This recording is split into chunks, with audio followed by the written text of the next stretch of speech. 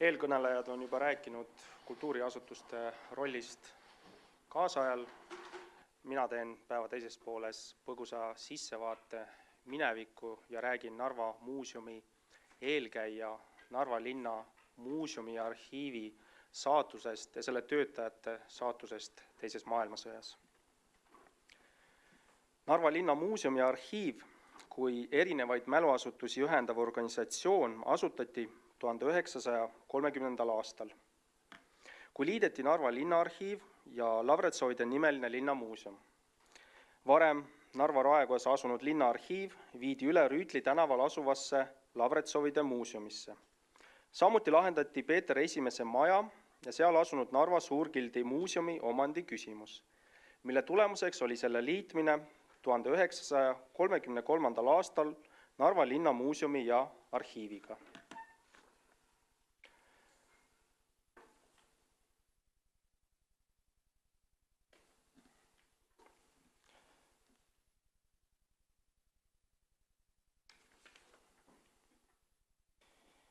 Alates asutamisest juhtis seda asutust Eesti ajaloolane, Tartu Ülikooli vilistlane Arnold Soom, kes samal ajal oli ka Narva linna arhivaar. Tema juhtimisel toimus Narva muuseumide professionaliseerumine ja ajakohaste kogumise, säilitamise ja eksponeerimise meetodite rakendamine. Esemeline kultuuripärand, mis asus kahes muuseumis ja arhiivis, korrastati, nummerdati, kataloogiti ning see moodustas edaspidi ühtse Narva linnamuuseumi kogu. Tänu sellele tööle õnnestus teise maailmasõja ajal linnast välja viidud kogud pärast sõda osaliselt taastada ning suures osas kaardistada säilinud, kadunud, hävinud ja teistele muuseumidele üle antud Narva muuseumi sõjaeelne kogu. Arnold Soomi juhtimisel muutus ka muuseumide ekspositsioon ning kogumistöö suund laienes. Näiteks hakati koguma Narva ja lähipiirkonna etnograafiat ning pildistama Narva kultuuriväärtusi. Paljud fotod, mida te tänapäeval näete muisis, pärinevadki just sellest aktsioonist 1930. aastatest. Soomi olulised algatused hõlmasid ka Narva ajaloo teaduslikku uurimist, millega tegeles Soom ise ning toetas ka teisi huvilisi. 1940. aastal okupeeris Nõukogude Liit Eesti. Kõigil elualadel algas sovetiseerimine, mis tõi kaasa muuseumide riigistamise, juhtimise tsentraliseerimise ja ideoloogilise kontrolli. Narva muuseumi ülesandeks sai Narva linna ja lähipiirkonna ajaloo, kultuuriloo ja etnograafia kogumine, säilitamine, eksponeerimine ja avaldamine.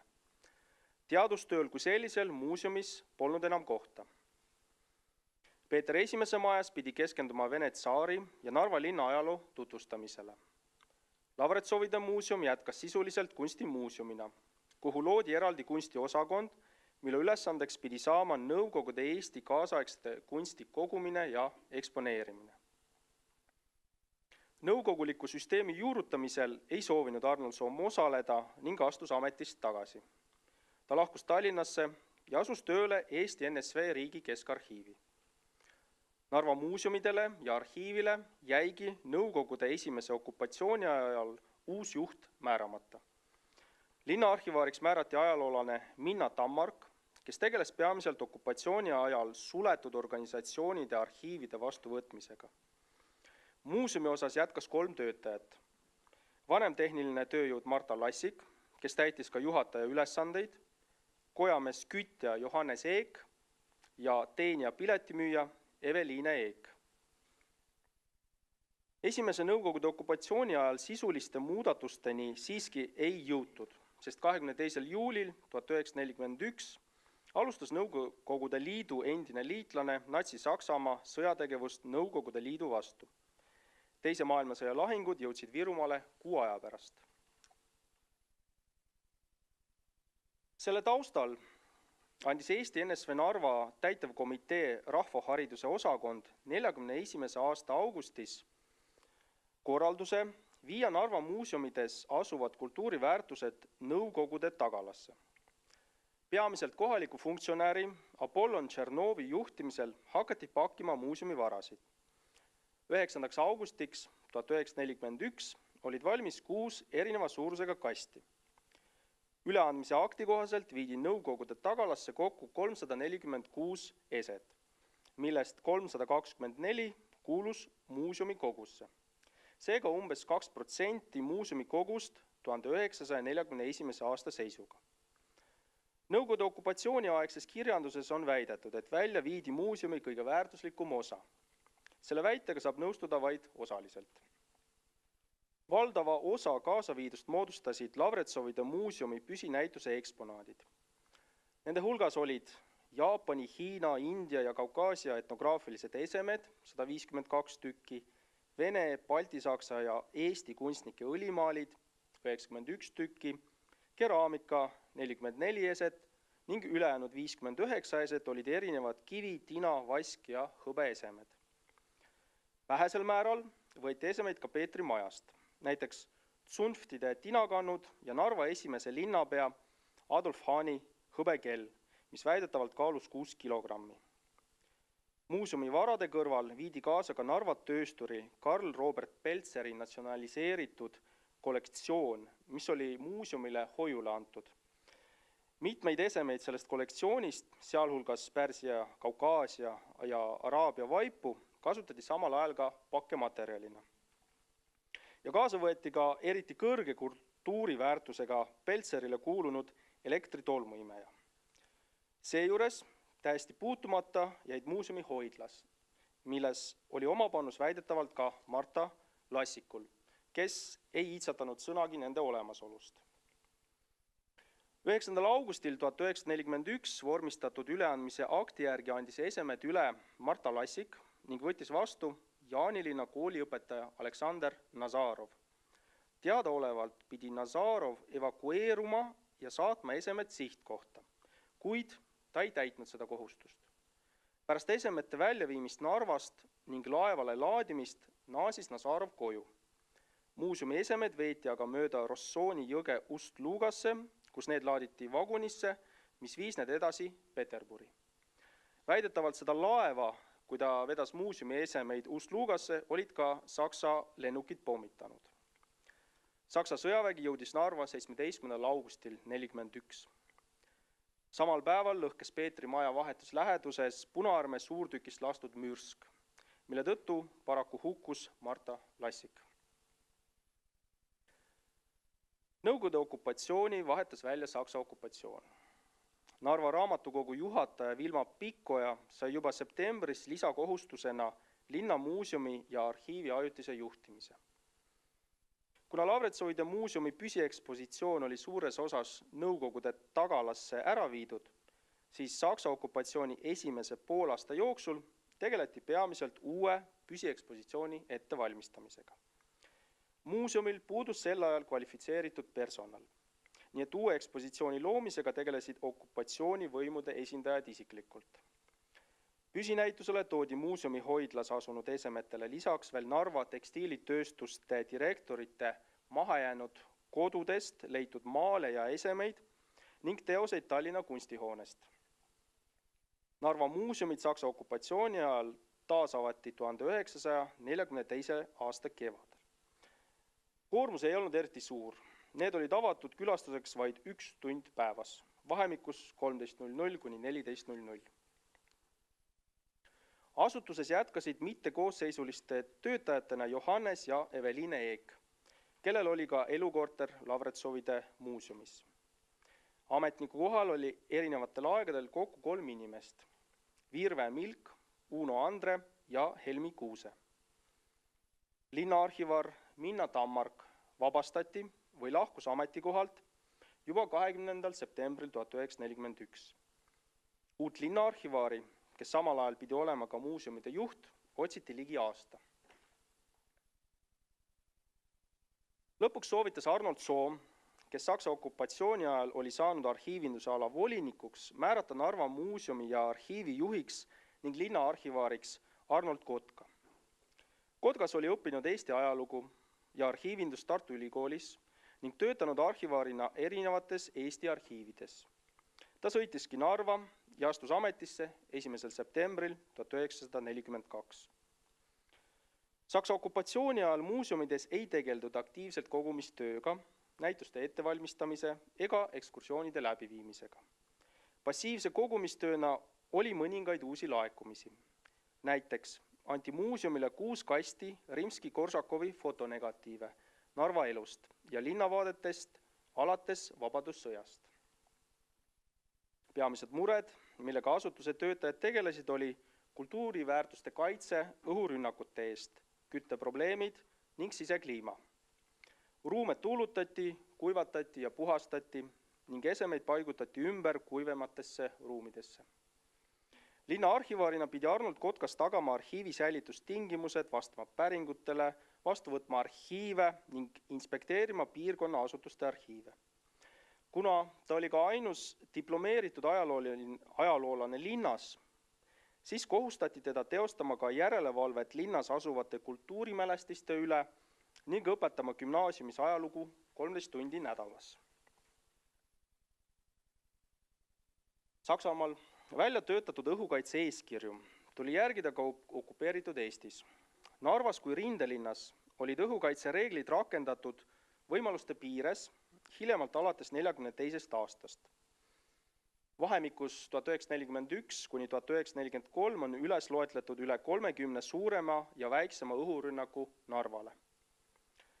2 vastakuti asetsevas muuseumihoones olid ettevalmistatud liivakastid kustutusluudade ja labidatega.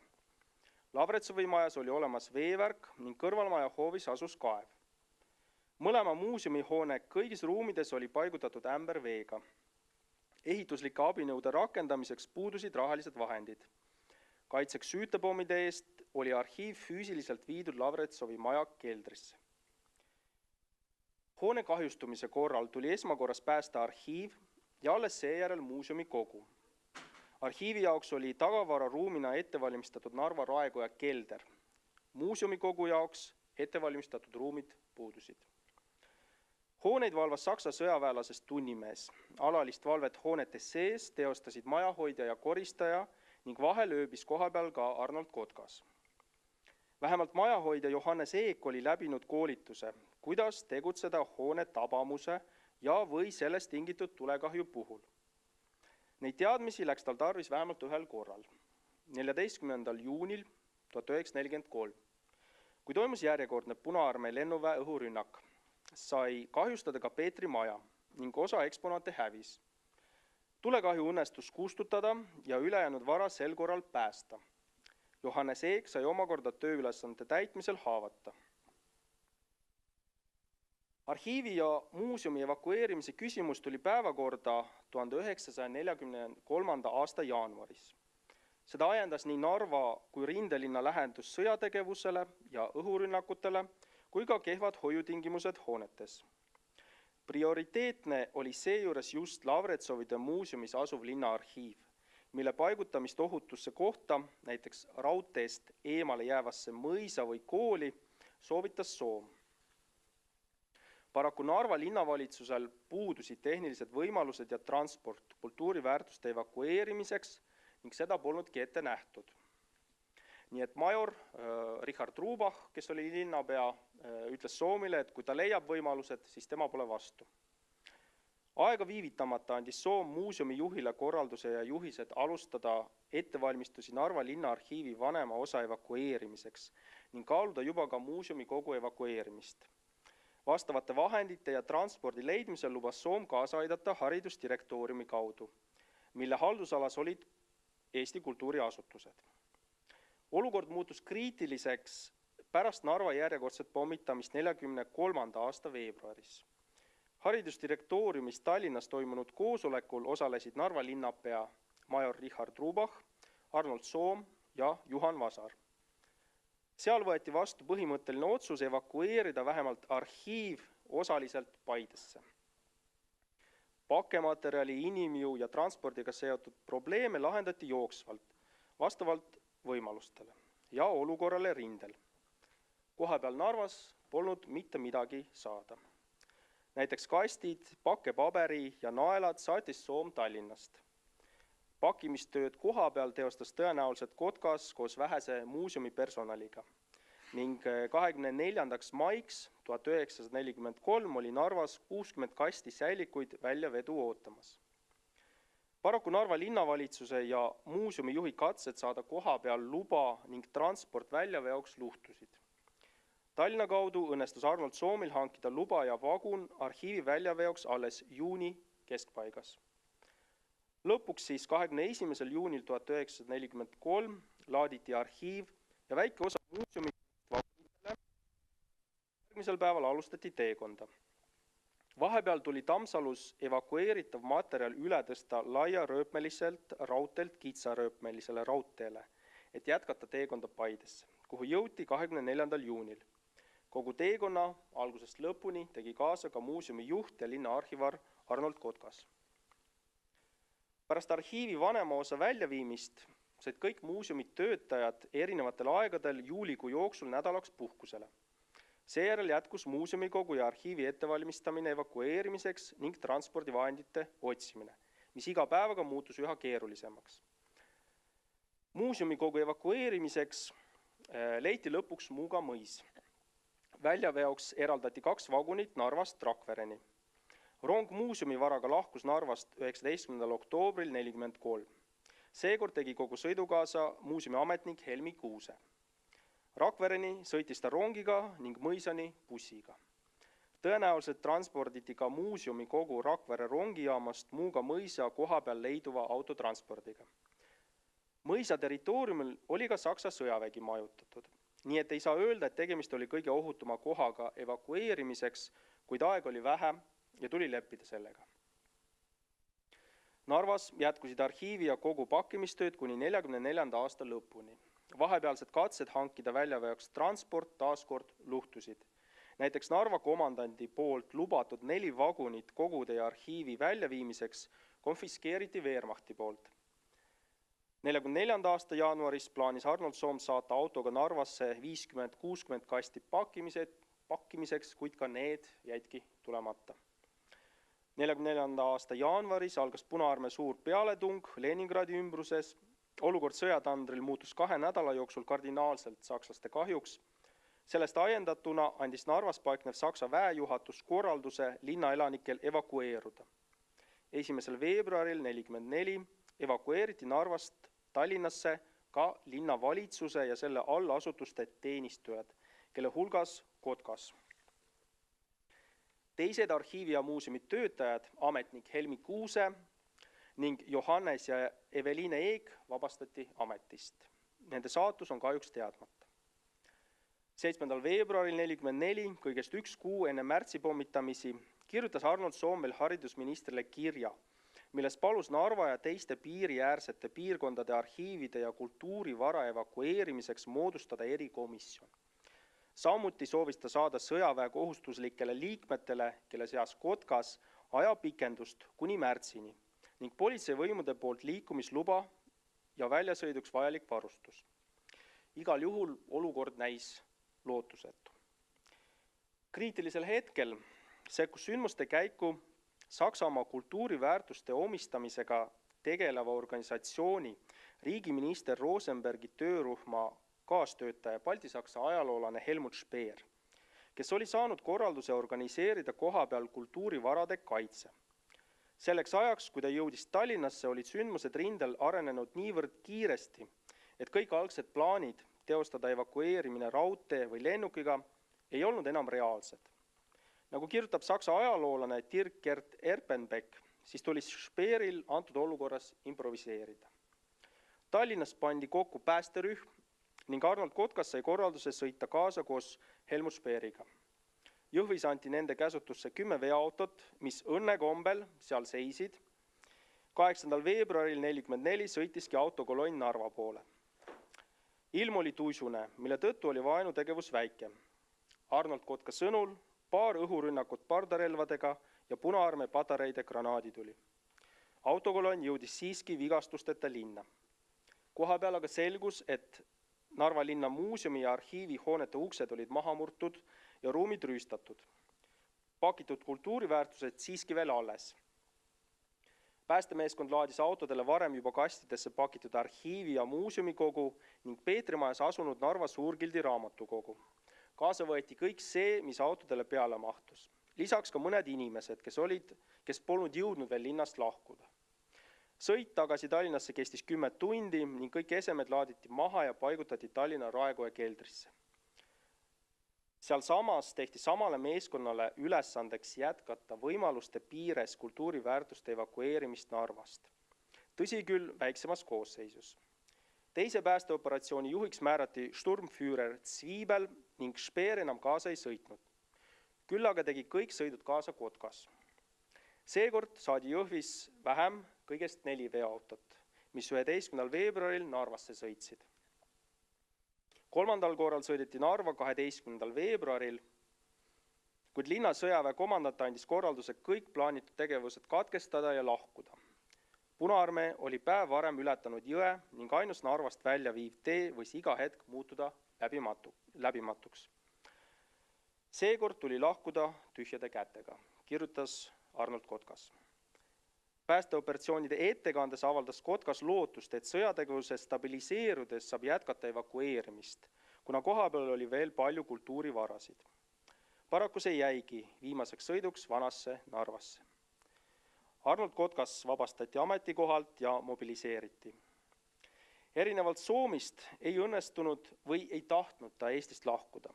Pärast sõda töötas Kotkas lühikest aega teadurina Eesti Rahva Muuseumis, kuid ilmselt oma tausta tõttu oli 1948. aastal sunnitud lahkuma ning teenis leiba kuni pensionile jäämiseni töölisena erinevates vabrikutes ja tehastes. 1944. aasta märtsi esimesel nädalal algas Punaarmee järjekordne suur pealetung Narva suunal. 6. kuni 8. märtsini toimus Narva suurpommitamine. Ajaloolase Reigo Rosenthali arvutuste järgi tegi Nõukogude kauglennuvägi 1322 lennuki väljalendu, mille käigus heideti Narva linnale kokku ligi 1600 tonni pomme. See on 2 korda rohkem, kui visati Tallinnale õhtul ja ööl vastu 10. märtsi. Narva pommitamine ja lahingutegevus jätkus järgnevatel kuudel kuni 26. juulini 1944, kui Punaarmee hõivas Narva. Pool aastat kestnud lahingutegevuse tulemusena hävisid muuseumide hooned ning kohapeale jäänud kultuuriväärtused ja arhiiv. Fotodelt võib näha, et alles jäid üksnes hoonete karbid. Tänu Eesti ajaloolaste panusele, keda Narvas õige vähe tuntakse, suudeti päästa sarnasest hävingust vähemalt osaliselt Narva linna ajalooline mälu. Päästetud sõjaeelne Narva muuseumi kogu on suures osas tagasi Narvas. Arhiiv, milleta pole võimalik uurida Narva ajalugu, on aga praegu kindlates kätes Eesti Rahvusarhiivis Tallinnas ja Tartus. Väga loodan, et see nii ka jääb. Aitäh!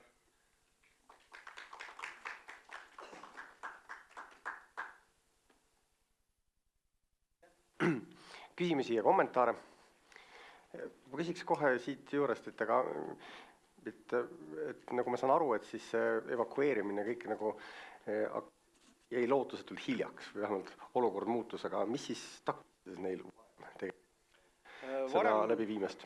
Varem takistas kogemus, sest esimesed läbirääkimised muinsuskaitses evakueerimise osas tehti 1941.–1942. aastal, aga kohe järgmisel koosolekul otsustati, et see oht ei ole niivõrd suur ja kui me hakkame nüüd evakueerima, siis võib-olla evakueerimise ajal teeme veelgi rohkem nendele esemetele kahju. Ja sellist kogemust, kuidas sõjatehnoloogia on arenenud ja võib hävitada loetud päevadega kogu linna, ma arvan, et see oli üks peamisi põhjusi, miks see kõik jäi sinna viimasele hetkele. Ja, kas on veel kommentaare? Täienduseks ka veel nii palju, et nagu sa kindlasti hästi tead, et siis Arnold Soom jätkas oma erialast tegevust pärast teist maailmasõda Rootsis, et kogudes ja korrastades väga tuntavalt Rootsi riigiarhiivis leiduvat Eesti-alast materjali, et selles mõttes ta tegutses kogu aeg ikka nagu samas valdkonnas edasi mingis mõttes. Jah, et rohkem käsi ei näe, aitäh põhjaliku ülevaate eest, teeme aplausi.